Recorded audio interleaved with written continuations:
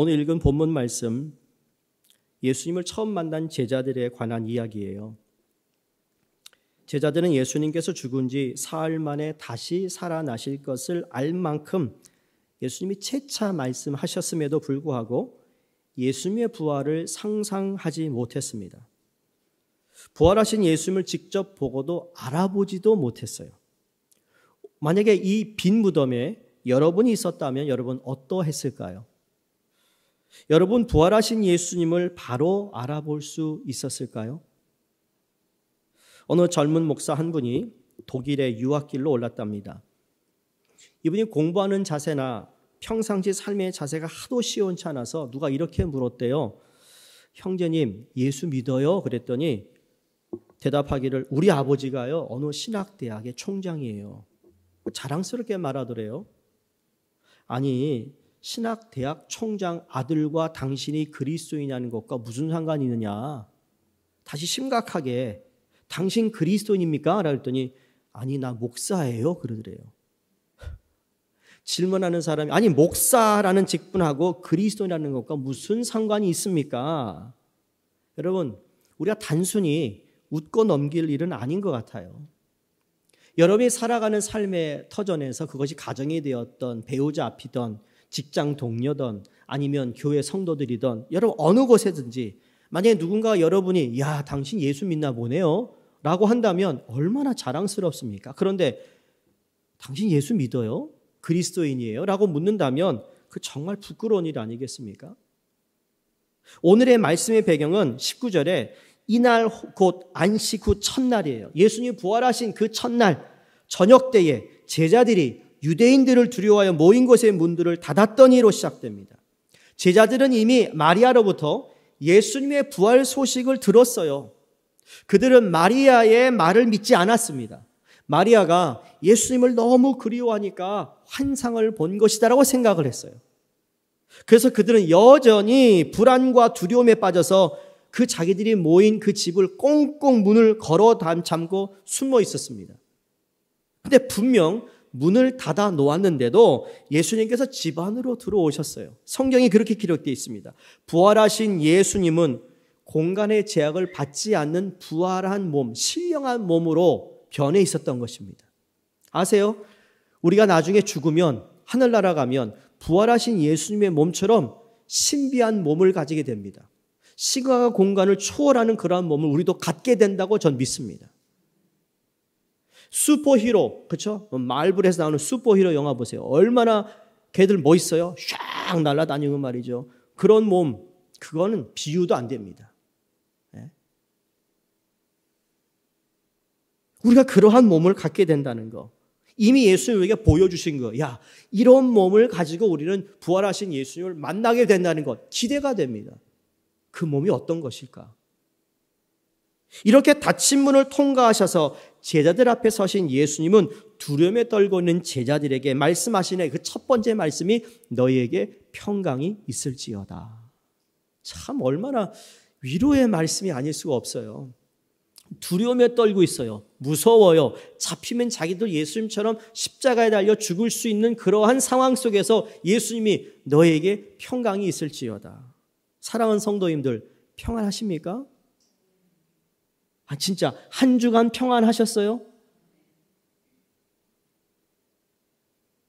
제자들처럼 세상 일로 근심, 걱정, 내가 먹고 사는 일, 자녀 교육, 여러 가지 일 때문에 여러분 만약에 두려움이 있고 근심, 걱정이 있었다면 오늘 주님이 선포하신 너에게 평강이 있을지어다라는 말씀 앞에 아멘 하시기 바랍니다. 부활하신 주님께서 제자들에게 가장 먼저 주신 것은 떡도 아니요, 돈도 아니요, 위로도 아니요, 평강이어서 평강. 그래서 19절뿐만 아니라 21절과 26절에 거듭하여 너희에게 평강이 있을지어다라고 말씀하십니다. 다시 말해 부활의 신앙을 믿는 사람들에게 주님의 평강이 있는 줄로 믿습니다. 그 평강을 빼앗기면 안 돼요. 세상 것 때문에 빼앗기면 안 된다고요. 지금 여러분이 가장 먼저 구할 것이 뭔지 아세요? 이 평강을 다시 회복해 달라고 기도해야 됩니다.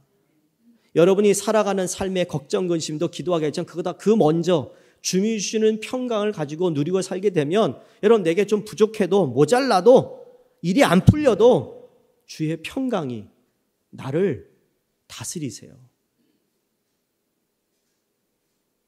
그래서 22절, 23절에 이렇게 말합니다. 이 말씀을 하시고 그들을 향하사 숨을 내쉬며 이르시되 성령을 받으라. 너희가 누구의 죄든지 사하면 사하여질 것이요 누구의 죄든지 그대로 두면 그대로 있으리라 하시니라. 자, 주님께서 성령을 받아라 하시면서 죄 사하는 일에 관한 말씀을 하고 있습니다. 성령 강림 주일이라 제가 지난주 떠나기 전에 19일 날 무슨 설교를 해야 될까 제가 이 말씀을 선택하고 묵상하는 가운데 성령 받으라라는 것이 제 설교 제목이고 성령에 대해서 얘기를 하려고 했는데 제가 돌아와서 너무너무 몸이 피곤했어요.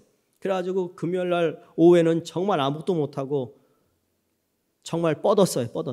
정신을 못 차리겠어요. 그리고 다시 말씀 앞에 서서 이 말씀을 읽는데 이 부분이 자꾸 바더가 되는 거예요. 죄 사늘에 관한 말씀을 왜 하시는 걸까? 아유, 성령 충 받아라 그러면 성령의 충만 받으라는 설교하면 좀 쉬울 텐데 저도 쉬운 방법을 좀 택하고 싶었어요. 몸도 피곤해서.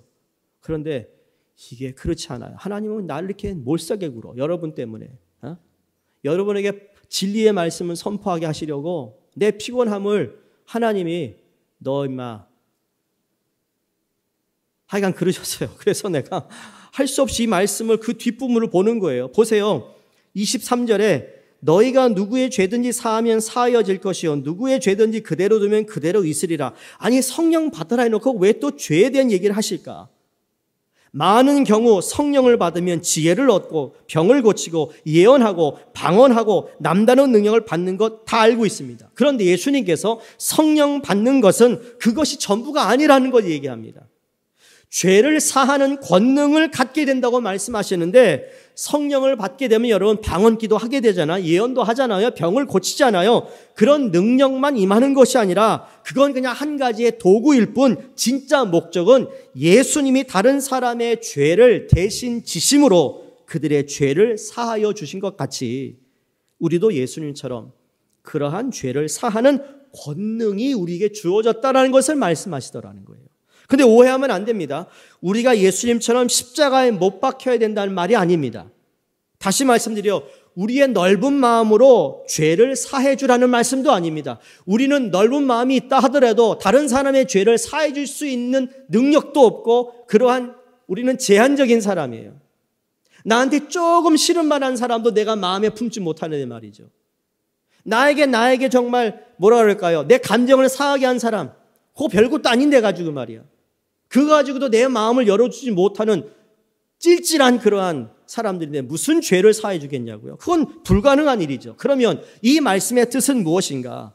우리가 직접 죄를 사해 주는 것이 아니라 다만 죄에 대한 용서를 예수의 이름으로 선언할 권리가 우리에게 위임되었다는 뜻이에요. 다시 말해 나의 의와 능력으로 죄를 사하는 것이 아니라 우리가 전하는 예수님이 죄를 사해 주신다는 이야기예요. 그러니까 다시 본문 23절을 보세요. 너희가 누구의 죄든지 사하면 사하여질 것이요 라는 말씀은 우리가 복음을 전하고 그 복음을 사람들이 믿게 되면 그것이 바로 죄 사함의 권능이 된다는 거예요. 이게 바로 복음의 역사인 거예요, 여러분. 우리가 예수 그리스도 전한다, 기쁜 소식 복음을 전하면 그 복음이 그 사람으로 하여금 그 죄 사함에 대한 복음을 전해주는 거예요. 그렇지 않나요? 우리가 죄인이에요. 사망에 죽을 수밖에 없고 그리고 그 하나님 원수의 죄의 노예로 살아갔는데 복음이 임함으로 예수 그리스도가 임함으로 내 죄 사함을 받게 되었고 그 어두움에서 빛의 자녀로 할렐루야. 예? 바로 그것을 이야기하고 있어요. 죄 사함은 예수 그리스도가 들어오는 동시에 죄 사함이 이루어진다. 그래서 여러분과 제가 하나님의 자녀가 될 수 있었던 거예요. 지금도 하나님께 예수의 이름으로 기도하면 용서를 받는 이유가 바로 여기에 있거든요. 그걸 말씀하는 거예요. 누구든 누구의 죄든지 사하면 사하여질 것이요. 그런데 두 번째, 누구의 죄든지 그대로 두면 그대로 있으리라. 이 말씀은 우리가 복음을 전하지 않으면 그 죄가 그대로 있어서 그들이 멸망할 수밖에 없게 된다는 말씀인 겁니다. 다시 말해 복음을 받아들인 우리가 그 복음을 전해야 되는데 전하지 않기 때문에 누군가가 지금 멸망하고 있고 죽어가고 있다는 이야기예요. 그래서 그런 의미에서 그 죄 사하해주는 권능이 우리에게 위임되었다. 이거 대단한 겁니다, 여러분. 나는 죄를 사할 수 있는 능력이 없는데 소위 말하는 ambassador, 대사가 된 거예요. 어둡고 죄 많은 곳에 복음이 있는 사람이 들어감으로 말미암아 그 복음 때문에 작은 빛이 어두운 곳을 비치기 시작합니다. 어두워서 사람들은 보이지 않고 앞을 보지 못해 분별 못하는데 빛이 있으므로 빛이 있는 곳에 보이니까 사람들이 빛이 있는 사람 앞에 모여들기 시작하는 겁니다. 그 모여든 사람들이 한 사람 한 사람 복음을 받아들임으로 말미암아 어두웠던 부분이 어떻게 되죠? 빛의 복음이 점점 확산됩니다. 할렐루야. 이 권능을 저희에게 주셨다라는 거예요. 너무 놀라운 거예요. 여러분 가정이 문제로 어두워요? 여러분 자녀가 하나님을 떠나서 어둡다는 거 느끼지 못하세요? 그럼 그 어둠을 비출 수 있는 건 누군가요? 목사님 모셔다 놓고 예배드리면 그 되나요? 그것도 가능하겠죠. 그러나 여러분이 복음을 믿고 있다면 그 복음의 빛이 그 지역을, 그 있는 그 영역, 여러분 그 자리에서 빛을 빛나게 할 수만 있다면 어두움은 물러가게 되어 있어요. 그게 우리에게 주신 능력이에요. 그러므로 복음, 곧 죄 사함의 권능은 우리 믿는 자들이 하나님으로부터 부여받은 위대한 특권입니다. 그 특권에는 반드시 책임이 따르게 되어 있습니다. 책임이 따라요. 우리가 죄 사함의 권능을 제대로 활용하지 못한다면 우리는 직무유기에 대한 책망을 면할 수 없게 되는 것입니다. 죄 사함이란 그저 말로만 죄가 사했습니다 한다고 해서 사해지는 것이 아니지 않습니까? 이것을 알지 못하기에 예수를 믿는 믿음이 세상 사람들에게 싸구려라 라는 오명을 쓰게 되는 길이 여기에 있는 것입니다. 우리 믿는 사람이 복음에 대한 이 값어치 있는 것을 너무 싼 것으로 전락시키고 있어요. 왜곡시키고 있다니까요.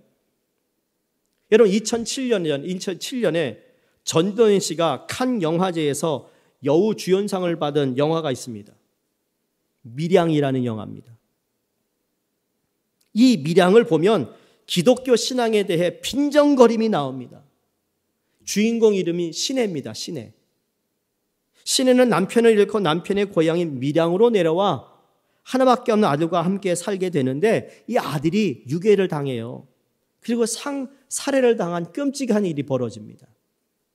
남편 잃었어요. 아들 잃었어요. 하루하루 슬픔과 번민에 휩싸여 살아가던 신혜가 우연히 교회 부흥에 참석하게 되어서 신앙을 갖게 되는데 자신은 성령을 받았고 날마다 하나님의 은혜로 산다라는 말하며 그냥 너무 은혜 충만하게 살아가는 모습을 보여줍니다. 그러면서 어느 순간 성경 말씀에 원수를 사랑하라고 하신 대로 아들을 유괴하여 죽인 범인을 용서하겠다는 마음을 품고 유괴범이 수감되어 있는 교도소를 갑니다.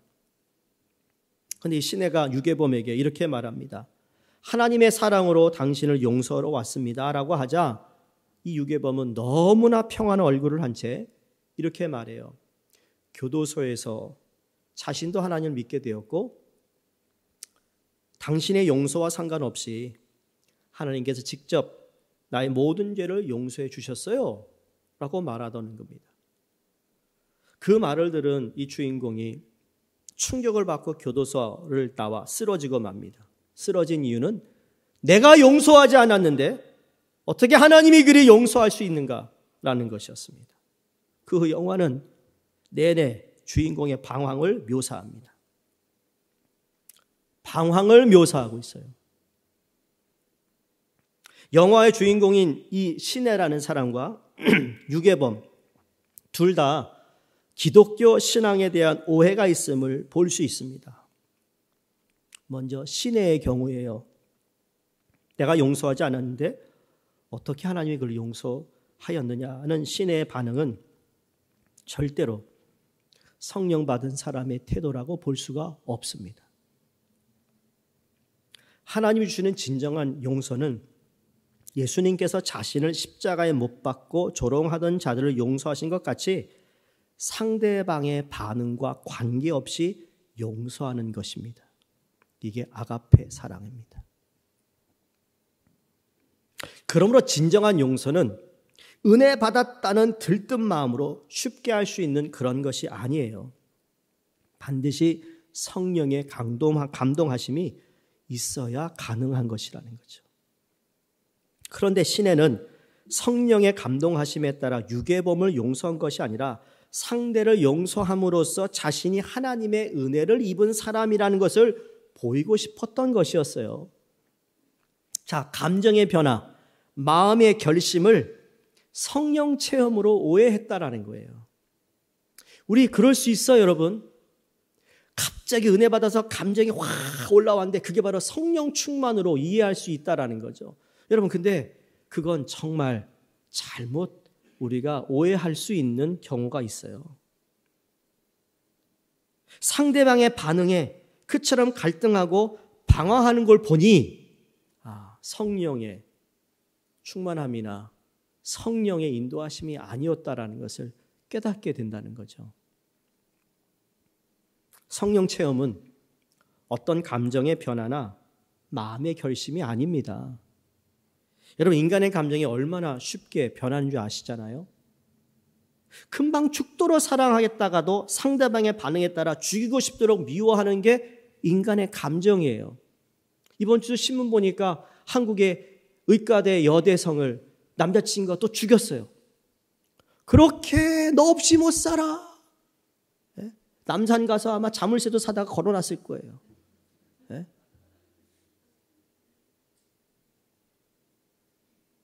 커플티 입고 다녔을 거예요. 그런데 그 여학생이 뭔가 이렇게 헤어지다 뭐 이런 얘기하니까 너 없으면 못 살아. 죽였어요. 이게 인간의 감정이에요. 여러분 감정에 충실하길 원하세요?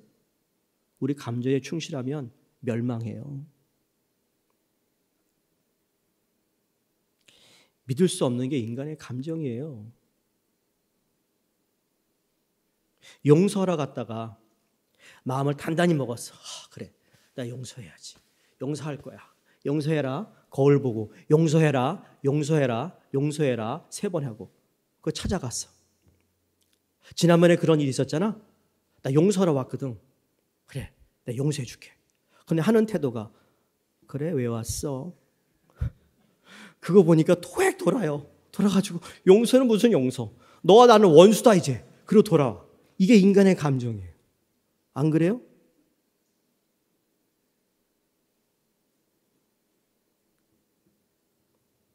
인간의 감정이에요. 성령께서 인도하시는 사랑과 용서는요, 근데 달라요. 성령 체험을 하게 되면 대개 과거에 지은 죄가 마치 필름이 돌아가듯 이렇게 슉 지나간다잖아요.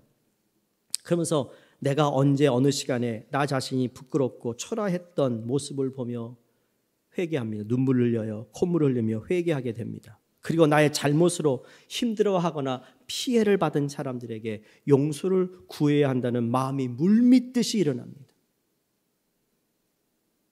여러분, 내가 기도하는 가운데 누구에게 잘못한 거 있었어요. 정말 내가 섭섭한 게 그게 만약에 물밀듯이 내 마음을 움직인다면 여러분, 기도 마치자마자 그 사람 찾아가서 성령이 하나님 나에게 이런 마음을 주셔서 내가 화해하러 왔어요.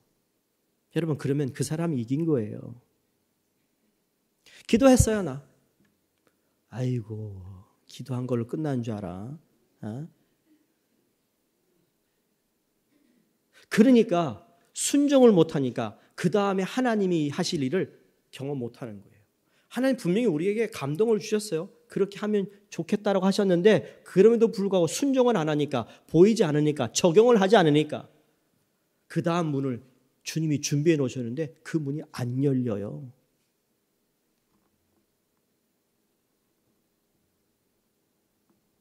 그러나 성령께서 우리에게 그런 마음을 주시면 정말 용서를 구하고 내게 누구에게 아주 작은 것이라도, 그렇잖아요. 성령은 아주 세밀하게 우리에게 말씀하세요. 그냥 건성으로, 그냥 대강하시지 않으세요. 때로는 제가 그래요.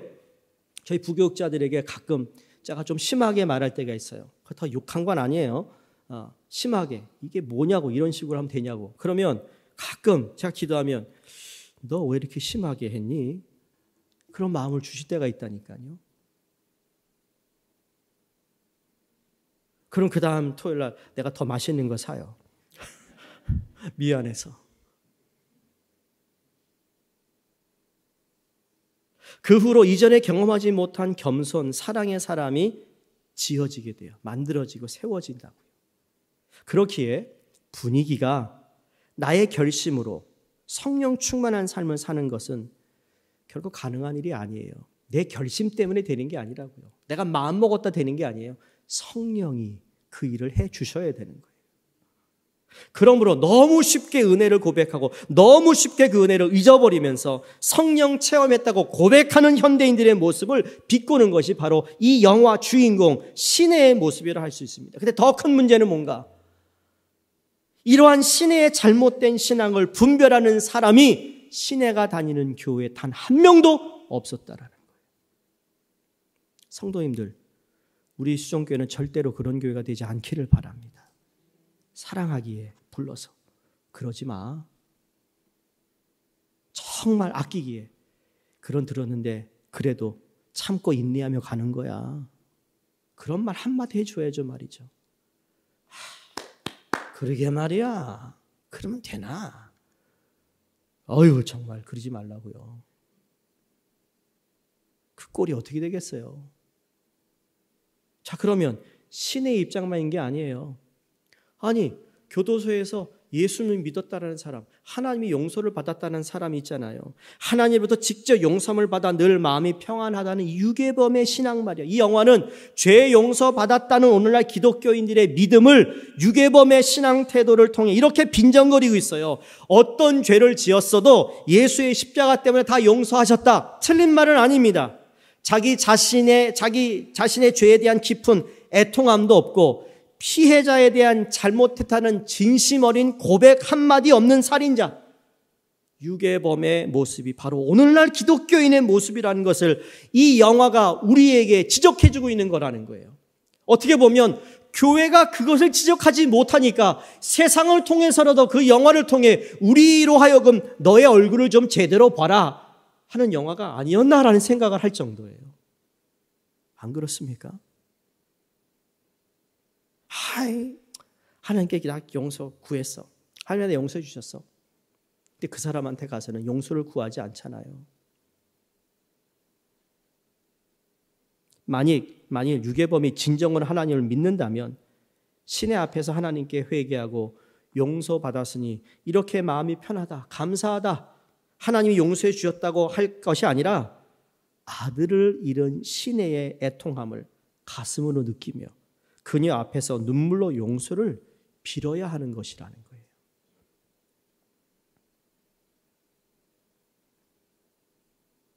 근데 너무나도 많은 성도들이 하나님 앞에서 가슴을 치면서 자기 죄를 눈물로 회개해 본 적이 없고 아니면 죄를 반복해서 짓고 살면서 단순히 예수가 내 죄를 위해 죽었으니 나는 용서받았다는 교리를 지적으로 동의하면서 지옥에서 천국으로 건너뛰게 될 줄 알고 있는데 그건 십자가의 복음을 곡해한 것이라는 거예요. 영어로 이걸 cheap gospel이라고 합니다. 값싼 복음, cheap grace, 싸구려 은혜. 여러분 하나님께서 아들을 주실 때 가장 귀한 것을 주셨어요. 여러분 자녀 귀하죠? 여러분 자녀보다 귀한 거 있어요? 이 세상에? 있으면 낳아보라고 그래. 하나님에게서 가장 귀한 게 뭔지 아세요? 자기 아들이에요. 근데 왜 그 아들을 주신 줄 아세요? 우리를 구원하기 위해서였어요.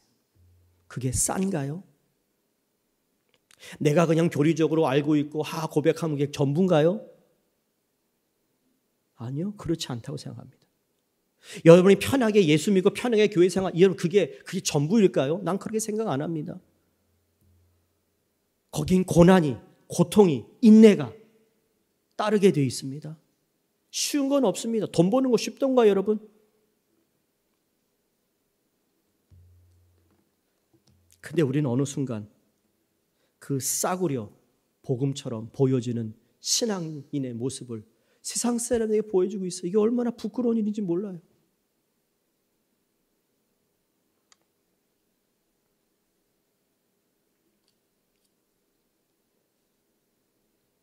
예수님의 십자가는 우리를 어떤 죄에서 다 건져낸 능력이 있음을 믿습니다. 그러나 십자가 복음의 능력은 죄에 대한 진정한 회개가 있는 자에게만 역사합니다.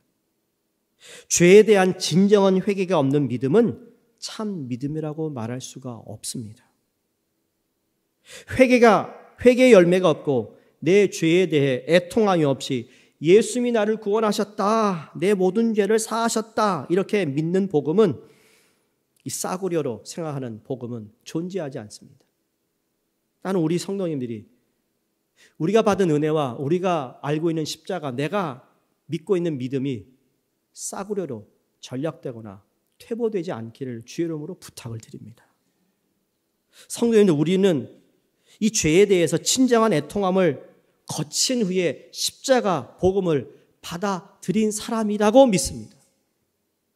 지금도 십자가를 바라볼 때마다 죄로 인한 진정한 애통함이 우리에게 있어야 된다는 것이죠. 그래서 바로 이것이구나. 주님께서 숨을 한숨을 내쉬면서 성령 받으라 하신 후에 너의 죄에 관하여서 우리가 어떤 존재로 살아가고 있으며 이거에 대해서 이 복음을 전해야 할 그 죄 사함의 권능의 위임을 우리에게 주셨다는 말씀이 바로 이런 것이구나. 여러분, 성령을 받기 위해서는 죄 회개함이 없이는 성령이 우리 안에 들어오지 못한다는 말씀이에요. 우리가 예수를 믿을 때 복음이 들어오고 우리 성령이 우리 안에 들어오는데 그 성령 안에 거하시는 성령이 내 안에서 역사하시고 일하시기 위하고 역동적으로 내가 상상하지 못한 것을 초월하며 가시는 그 일은 내 안에 있는 그 작은 죄성이라도 주님 앞에 발견되고 회개하여 그러므로 거룩한 하나님의 영이 내 안에 임재하기 위해서는 여러분 죄에 대한 회개가 철저히 일어나야 된다는 거예요. 여러분, 이번 주에 누구 미워했어요? 준 것도 없이 받은 것도 없이 미워요, 그 사람이? 그렇게 시기했어요? 여러분, 그런 마음에 성령이 임하냐고요? 아니요. 분명히 예수님께서 말씀하신 것이 맞아요. 거룩한 하나님의 영이 더러운 그릇에 담겨질 수가 없는 거예요.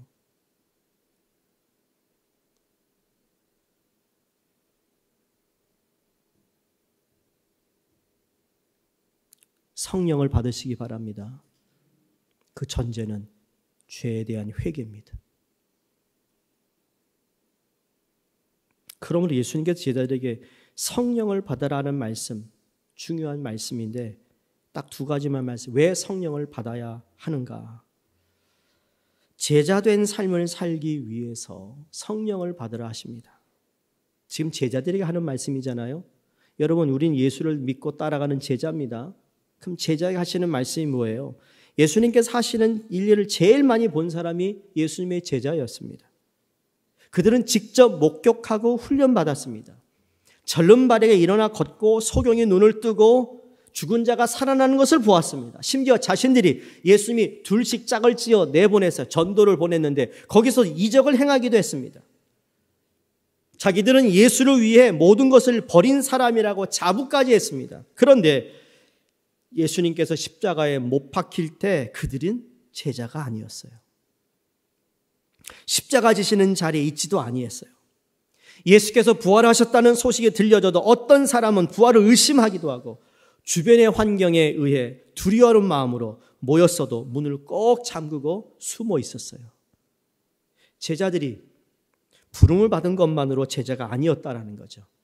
교육받았다는 것만으로 제자가 아니었습니다. 이름은 제자인지 모르지만 실제는 아니었습니다. 당신 그리스도인이요? 했던 질문과 똑같습니다. 주님은 이제부터라도, 자, 제자들아, 이제부터라도 너희들이 제자의 삶을 살기를 원한다. 다시 말해 너희가 변해야 된다라고 말합니다. 근데 이 변화라는 것이 그냥 있는 것이 아니라 성령을 통하여 변해야 된다는 말씀하고 있어요. 우리가 변화 그러면 크게 두 가지의 변화가 있습니다. 하나는 외적 변화가 있어요. 외형적 변화예요. 그 외적 변화는 뭐예요? 물리적인 변화입니다. 여기 나무가 하나 있어요. 나무를 톱으로 켜서 책상을 만들었는데 그걸 바로 물리적 변화입니다. 나무는 나무, 같은 나무인데 모양이 달라진 거예요. 근데 화학적인 변화, 근본적인 변화는 뭔가? 여기 똑같은 나무인데 나무를 갖고 종이를 만들었어요. 근본이 달라지는 것을 화학적 변화라고 하지 않습니까? 그래서 변화의 가장 첫 번째를 이야기할 때 예수님께서 요한복음에 첫 번째 이적을 행하신 것이 가나 혼인 잔치집에서 물이 변하여 포도주가 되게 하셨어요.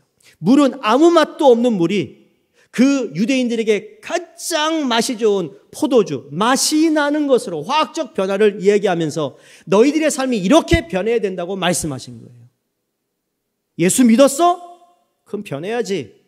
술자리? 그거 무슨 아무것도 아니야. 모임의 장소? 그게 무슨 상관이야. 내가 화학적 변화를 요구하고 그렇게 변했다면 그게 무슨. 이전에 내게 좋던 거 이제는 다 사도 바울의 고백처럼 배설물로 여긴다.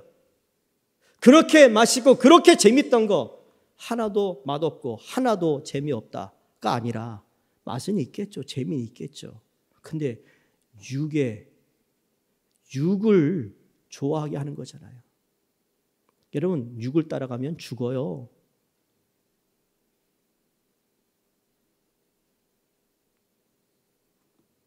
그게 화학적 변화예요. 우리는 물리적인 변화를 자꾸 요구합니다. 저는 물리적 변화, 제가 제자반이나 훈련할 때요, 담배 피고 술 마시는 분에게 담배 끊으세요, 술 그만 마시 한 적이 한 번도 없어요. 하나님의 말씀이 찔러요, 그분들을. 나는 안 찔러. 말씀이 찔러요. 찔러서 어느 순간 고백하게 해요. 솔직히 저도요, 마십니다. 그래요? 마시세요. 누가 마시지 말래. 근데 하나님이 변화시켜줘야 그걸 끊는 거지, 목사가 하지 말라고 끊는 줄 아세요? 아니요. 앞에서는 물리적으로 안 마시는 척 하죠. 난 그걸 원치 않아요. 여러분, 원하면 술자리 나 같이 앉을 수도 있어. 내가 배워도 여러분보다 일찍 배웠어. 우리 할아버지 앞에서 내가 술을 배웠다고요. 술 드시는 우리 할아버지 앞에. 나 어릴 때부터, 유치원 다닐 때부터 나 옆에 앉아가지고 자랑할 거 하나도 없지요. 성령이, 말씀이, 진리가 찌르면 변화가 일어나게 돼 있는 거예요. 사람의 말이 아니라는 거죠.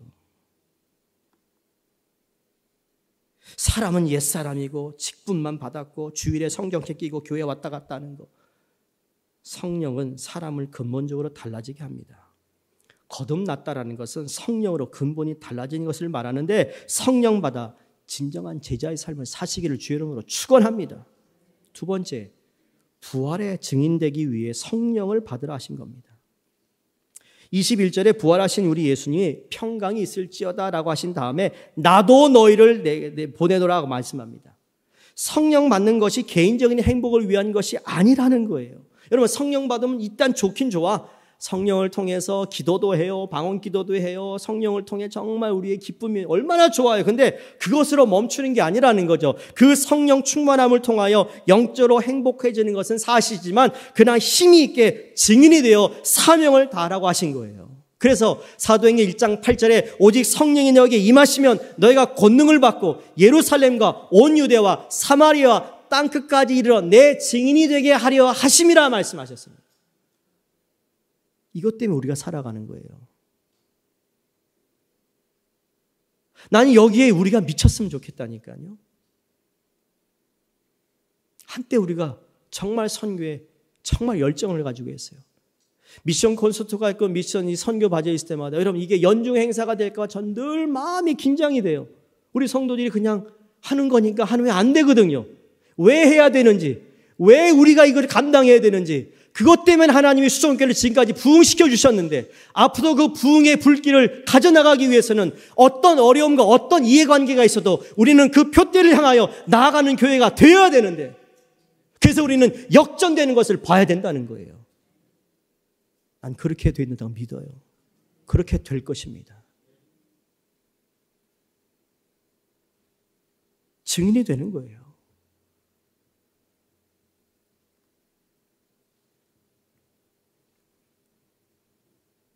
성령이 임하면 능력이 생긴다. 왜 능력이 되는가? 주어지는가? 증인되라고요. 나중에 우리가 천국 갔어요. 천국 갔는데 누군가 여러분이 막 뛰쳐나가지고 아무개 집사님이시죠? 예. 수종교회 다니셨죠? 예. 근데 저를 어떻게 하세요? 모르실 거예요. 당연히 다 모르실 거예요. 근데 그때 저기 H마트에서 이거 십자가 방향제 있는 거 주셨잖아요. 그래가지고 내가 그거 가지고 정말 힘들었는데 너의 냄새 좋고 그거 찍어가지고 그래가지고 내가 예수 믿고 교회 다니게 됐어요. 그래서 내가 천국에 왔어요. 당신 때문에 내가 천국에 왔어요. 너무 고마워요. 그런 사람이 있어야 되지 않겠죠? 여러분 천국 가면. 앞으로 죽기 전에 5명은 합시다, 여러분. 5명 죽기 전에. 더 하면 더 좋고, 모태신앙인이 가장 약점이 뭔지 아세요? 전도 안 한다는 거예요. 전도 안 한다는 거. 여러분 성령 받으세요. 받으면 증인이 되어야 되는 거예요. 어느 목사님 미국 캔사스를 방문하셨대요. 한국 음식이 너무 먹고 싶어가지고 코리안 푸드를 딱 검색했더니 강남 식당이 나오더래요. 그러니까 기대를 하고 와서 순두부를 주문해서 드시는데 두 사람 먹고는 도무지 맛이 없어서 먹을 수가 없더래요. 이걸 순두부라고 만들었는가? 이런 순두부, 정말 한국에 얼마나 맛있는 순두부가 있는데 이렇게 맛없는 순두부를 파느냐? 화가 났대요. 근데 보니까 그 식당 앞에 백인들이 쫙 줄을 서서 이 순두부를 먹으려고 줄을 섰다는, 그 더 화가 났대요.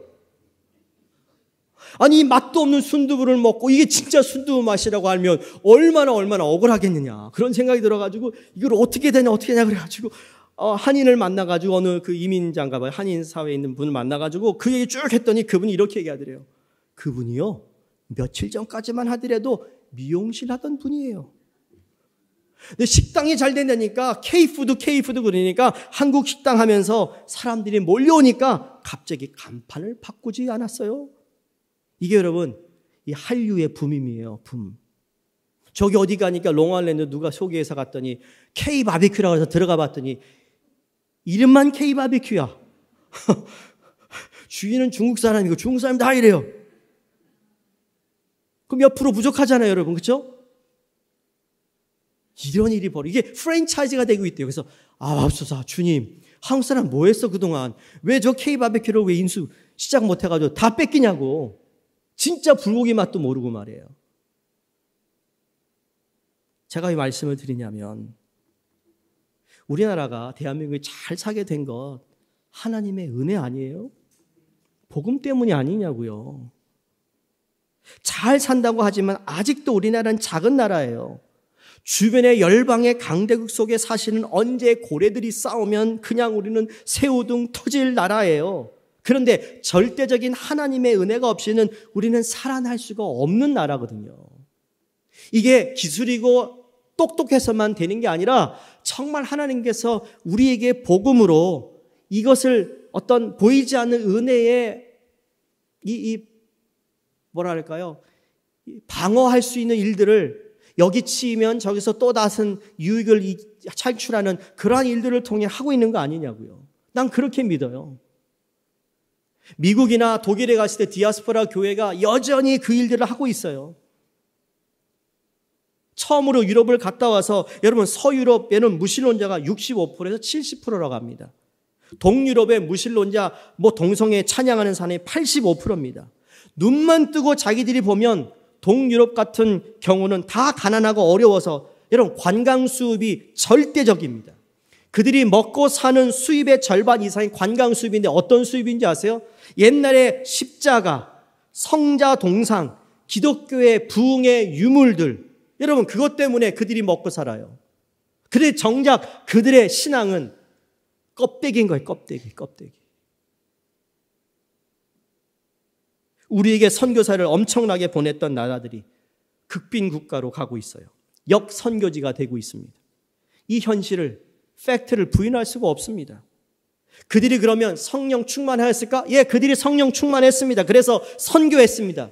근데 문제는 그 성령 충만이 지속적이지 못했다라는 거죠. 이 역사적인 사실 앞에 저에게 주는 교훈이 너무나도 큽니다. 사랑하는 성도님들, 우리 모두 지속적인 성령 충만함을 사모하기를 바랍니다. 그래서 기도와 예배와 기도가 살아서 선교도 하고 구제도 하고 성령의 불이 꺼지지 않기를 주의 이름으로 축원합니다. 그래야 그 성령의 능력으로 우리는 감당할 수 있는 것이라는 거죠. 제가 15년째 담임을 하면서 처음에 제가 담임에 시작했던 우리 교회의 모습과 지금 모습 많이 달라졌습니다.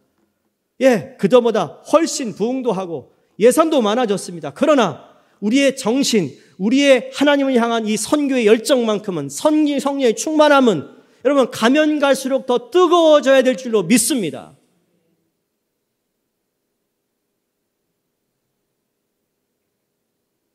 딱 3가지만 말씀드리면 마칩니다. 그럼 어떤 능력을 받아야 되는가? 여러분 성령의 능력은요, 믿어지는 능력이에요. 왜 무능한 줄 아세요? 예수님이 항상 물었어요. 너희가 이걸 믿느냐? 무능한 이유는요, 믿음이 없기 때문에 무능한 거예요. 그리스도인들이. 세상에서 성공하는 사람을 자세히 보세요. 그들이 가지고 있는 신념이 있습니다. 이 일이 잘 될 거다. 나는 성공한다. 근데 보장이 없는 신념만으로도 그들이 잘하고 있습니다. 하물며 우리의 왜 무능하게 세상을 살고 있습니까? 우리는 신념이 아니라 말씀으로 확인된, 검증된 믿음으로 살 때 하나님이 엄청난 축복을 주신다는 것을 이 성경을 통해 알고 있는데, 여러분 믿음의 문제가 우리에게 있어요. 바라기는 믿어지는 능력이 있기를 주의 이름으로 축원합니다. 성령이 임하면 믿음이 생깁니다.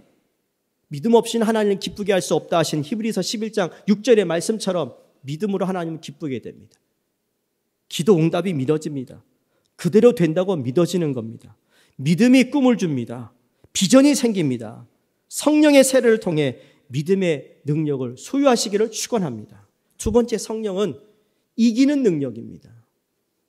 우리는 항상 2가지 도전을 받습니다. 하나는 외로부터 오는 유혹이죠. 세상의 유혹, 이생의 자랑, 안목의 정력. 다른 하나는 뭘까요? 내 안에서 내적, 인간의 마음속에 있는 부패성과 죄성입니다. 근데 성령이 임하면 이 2가지를 다 이기게 되는 줄로 믿습니다.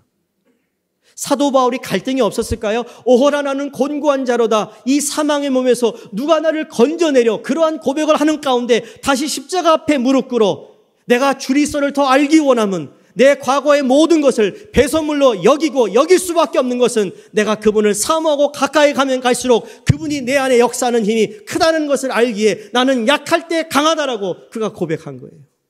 우리 약해져야 돼요. 거품 좀 빼세요, 여러분. 뭐가 대단하다고, 뭐가 우리 잘났다고 거품 빼세요. 우리 아무것도 아니에요. 여러분 병 하나만 들어와 보세요. 예? 잔병 하나만 들어와 보라고. 푹 쓰러지는 게 인간이에요.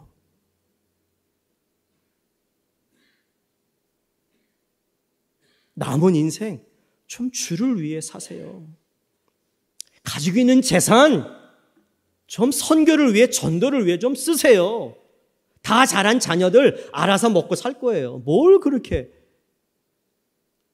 아니 한국의 그 천주교 그 신부 뭐예요? 이름 뭐예요? 그분 그렇게 유명하다며. 그렇게 시원한 말을 잘한다며. 나 들어봐서 시원하더라고. 나랑 나이가 별로 차이가 안 나. 난 저런 얘기해도 안 쫓겨날 거야. 신부가 좋긴 좋더라고요. 그런 얘기해도 안 쫓겨나. 누군지 아시죠? 네.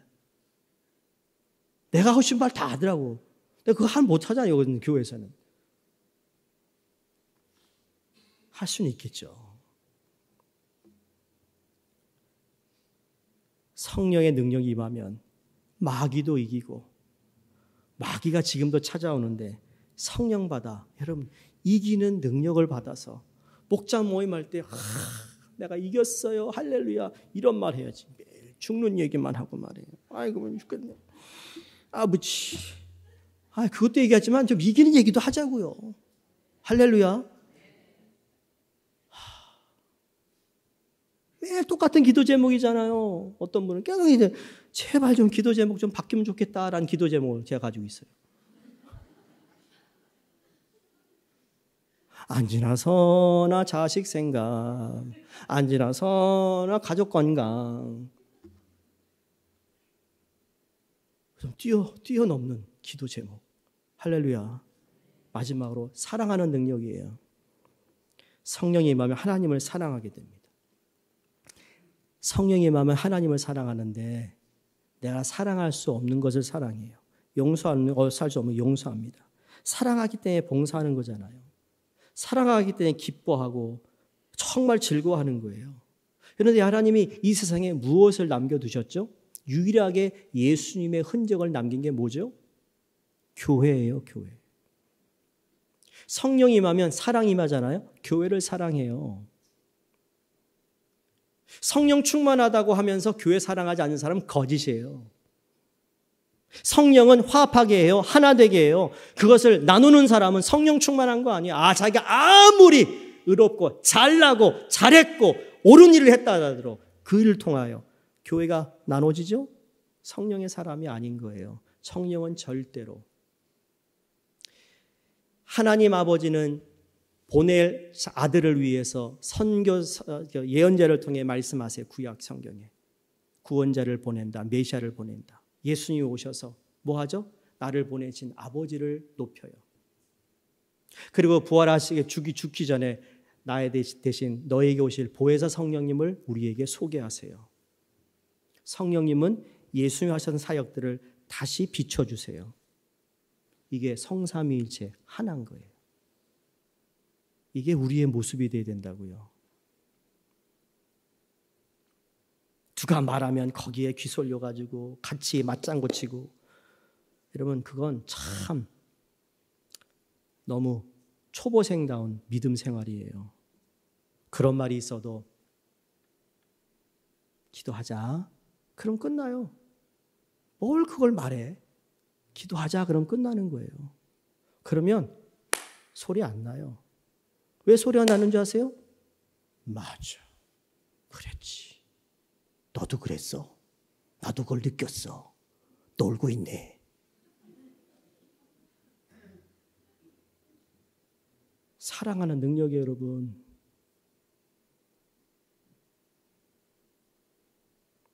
교회 사랑해요. 사랑할 수 없는 사람 사랑해요. 그 사랑하면 그 능력이 내 안에서 더 성령이 기뻐하세요. 그러기에 부활하신 우리 주님이 쉼을 내시며 성령을 받으라 하시니 여기 있거든요. 성령, 바람은 같은 헬라어 단어입니다. 푸마뉴라는 단어예요. 이거는 하나님께서 인간을 창조하실 때 코에 생기를 부어넣을 때 그 바람, 푸뉴마라는 단어, 똑같은 단어예요. 오늘 성령을 받아라. 이 성령도 여러분 우리 여기에 바람이 보이나 안 보이나요? 바람이 보이지 않지만 바람은 불고 있어요.